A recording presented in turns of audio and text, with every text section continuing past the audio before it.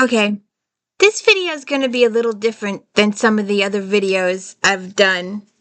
And it's not working. Oh well. Um it's this book was different. I mean, it was good. It was really good. And it was similar to the other ones. But it got me thinking about other stuff. It got me thinking about math and science and all that kind of stuff that you avoid in school.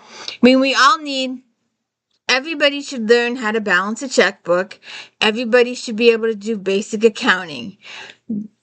That's a given. You need to be able to add stuff up, make sure your purchases are tallied correctly, make sure your receipts are tallied correctly, your bill at the restaurant is tallied correctly, all that kind of stuff that you know how to add and subtract and do a checkbook and that kind of basic math. Everybody should know and understand that math. And that particular math is easy to understand because there's reasons for all of it. You had $5, you bought something for $4, you have a buck left. Well, you bought something for $4. That's why you only have a buck left. Welcome to the D. Louise book series. I'm Christina, Kristina. This is where we read books and talk about books. No special effects, no theme music, none of that special stuff going on here. And fingers crossed that the sound holds. Please check out my Star Trek Next Generation recaps every single Friday. My If Then episodes Friday afternoons. We got a little carried away with Halloween. Now we're into Thanksgiving. We'll see what happens there. Don't forget to check out Flashback Monday, where we talk about all my books in this magazine. Oh, it's just the best magazine in the whole wide world. So please check that out. Get new author ideas. So anyways, today is a daily book review. And we are doing book 8 in the Wexford and Sloane Andrea Penrose series, Murder at King's Crossing. And this was really interesting. Now, it's been a while since I've read these books. So, and the lighting on my videos goes, and I still haven't figured out how to, try and fix that. I think I fixed everything else, but I haven't fixed the visual. I'm sorry about that. So, we have a little character list here. Because sometimes it's been a while, so I had to refresh myself. We have Charlotte and Wexford. They recently got married. Now Charlotte also has her alternate identity as Magpie for a street urchin. That's how she was getting gossip for her cartoonist column in the newspaper. So then they've adopted 2 street urchins, Raven and Hawk. They also have another boy that they've taken care of, Pereggrine, or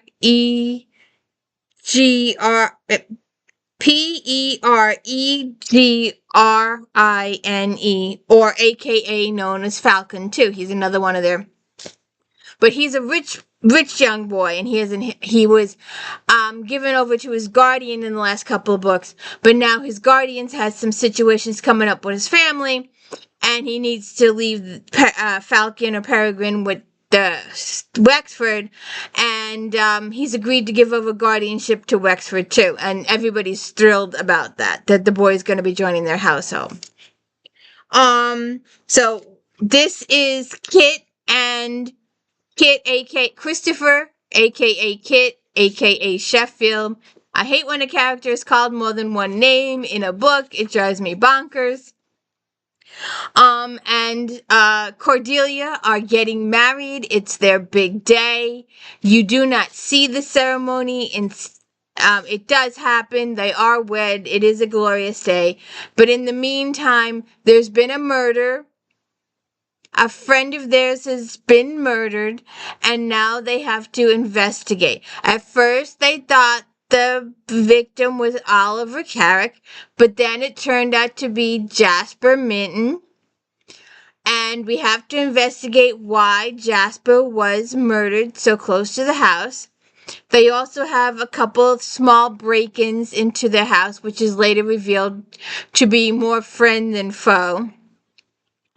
Um, they all get into precarious situations. There's a little bit of suspense here and there. The boys get into a situation. Raven gets into a situation. Wexford gets into a couple of situations. Charlotte gets into a few situations. They all get into situations. And then we have our supporting cast of, and we didn't see too much. We usually see a little bit more of Griffin, the Bow Street Runner, but we did not see too much of him. We also have the aunt who hangs around, and Allison, Dowager Countess of Peak, and McClellan, the housekeeper, lady's maid. Jack of all trades, she is. She's a real good support for the kids. She's also a really good cook. So then we have your extras. We don't see much of Henning, I think his name is. So we have the murder, and then we have your extras for the book, your extra characters, and they got to investigate. And apparently, and I'm gonna try and do some extra for this video. I do not know if it works, so don't hold me to it. There will be an extra a clip at the end if you stick around, and even that afterthought. I was trying to show scenery, and I should not have done that. I regret it, but it's done and said with, so there's nothing I can do about it now. So I might add that little bit of clip to the video at the end. I might add a few pictures too at the end here. It turns out that this was all about math, science, and bridges, and the construction of bridges. How much it would be helpful to have a bridge connecting two places that would make travel shorter. You wouldn't have to go by boat. You could just walk over. So this is all about the building of bridges and the importance of bridges and the importance of math in bridges and how much math comes into the materials and the construction and the lengths and the diameter and width of and weight of every single object that goes into a bridge. It's really, really interesting. We get a couple of you get some background about the characters in the case. I'm not even gonna go there. So I've got all these notes, but I'm not gonna go there. But I'm just gonna go back to my other. There's a lot of intrigue. There's some mathematics.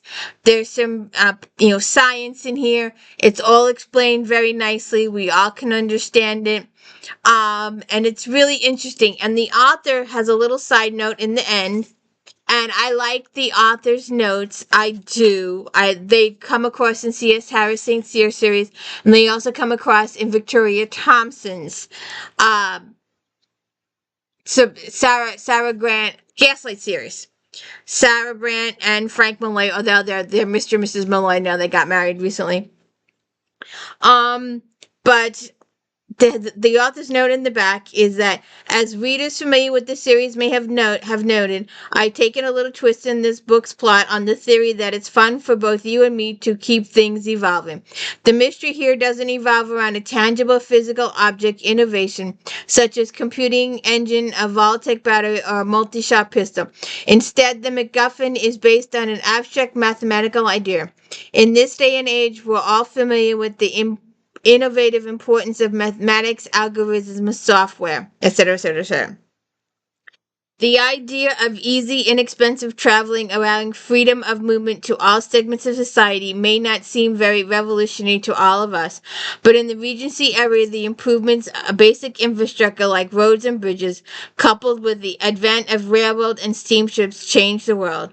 At the Grand Peace Conference, which convened in Vienna in 1814, in order for the leading powers to discuss how to rebuild and reorder Europe, now that Napoleon had been exiled to the Isle of Elba, a major topic was transportation and the movement of population. According to the noted historian Paul Johnson, author of The Birth of the Modern, improved roads and bridges were one of the basic keys to modernity. Um, she recommends the book to everyone. Let me just see what else she has, because I want to throw in my 2 cents here. Uh, but she does give you some little uh background on the stuff that happened at Eton, because Peregrine gets expelled from Eton for setting off stink bombs. There's some shady stuff going on at the school too. So they've got a couple of murders. Actually, there's several murders that occur in the book. Like I said, the characters come under peril themselves, so there's a little bit of suspense here and there. But so it's all about, and I'm gonna try and throw some of these in. But we were talking about the importance of bridges and traveling and stuff like that. So I did a little Googling and I did not get the answers that I was expecting. And I'm going to try and throw up some pictures. The first long bridge, known as the Washington Bridge, was built over the Potomac River in 1809. It connected Washington, D.C. to Arlington, Virginia, and was primarily used for foot horse stagecoach traffic. This wooden bridge was a significant infrastructure project at the time, aiming to shorten the distance of the main country's mail route. Okay, the second question. The first steel bridge was the Eads, E-A-D-S bridge, complete in 1874. It spans the Mississippi River connecting St. Louis, Missouri to East St. Louis. Designed by James Buchanan Eads, is a pioneering structure that utilized steel trusses and cantilever construction, marking a significant advancement in bridge engineering. The Eads Bridge was also the first to carry both road and rail traffic, making it an engineering marvel in its time. My bridge! My bridge! I own it. No, kidding. If I can find my picture of this one, I'll put it up. The Verrazano Narrows is a remarkable suspension bridge that connects the New York City boroughs of Staten Island and Brooklyn. Spanning the Narrows, a body of water linking New York Harbor with Lower New York Bay and the Atlantic Ocean. It is the only fixed crossing of the Narrows. The bridge was designed by Othman H. Amman and opened in 1964. Named after Giovanni da Verrazzano, the first European explorer to enter the New York Harbor in 1524.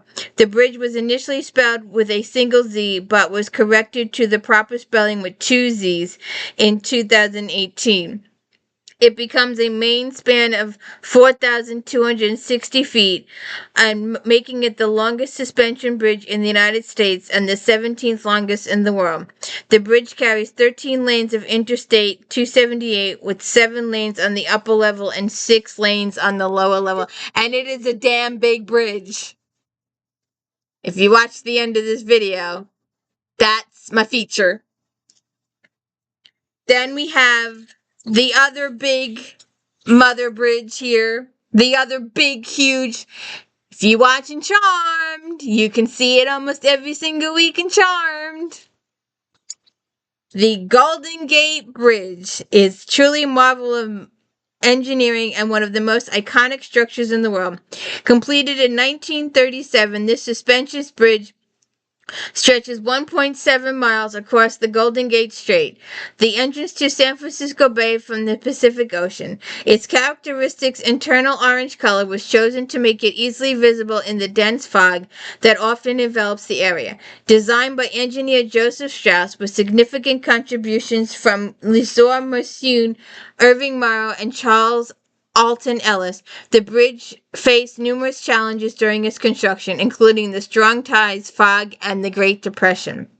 At the time of its completion, the Golden Gate Bridge was the longest and tallest suspension bridge in the world, with a main span of 4,200 feet and towers raising 746 feet above the water. It remains an enduring symbol of San Francisco and is celebrated for its Art Deco design. The bridge is not just an architectural feat, but also a vital transportation link, carrying millions of vehicles each year. And it's a favorite spot for tourists and photographers. So I just thought I'd throw that little bit in there because it got me thinking of bridges. There are so many bridges. There's one down the block here that I may or may not show you. That's also a marvel, built in 1964. We'll see what happens with if I can get the picture up. But please hit the like and subscribe. I can use all the help I can get. I'm hoping for a small miracle in December of 1,000 subscribers by Christmas. Your Christmas present to me is being a subscriber. Doesn't cost you a single penny, just a little old clicky clicky. So please hit the like and subscribe. Thank you.